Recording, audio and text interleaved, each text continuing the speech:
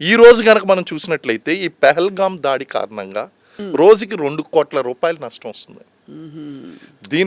దీనివల్ల నష్టపోయినటువంటి వాళ్ళు ఎవరు అంటే సాధారణమైనటువంటి అక్కడ ఆ గోడావాలాలు ఎవరైతే ఉన్నారో ఆ యొక్క హార్స్ నడుపుకునేటువంటి ఆ పోనీ వాలాలు అంటారు వీళ్ళని. ఆ పోనీ వాలాలు ఎవరైతే ఉన్నారో వాళ్ళు చాలా ఘోరంగా నష్టపోయారు.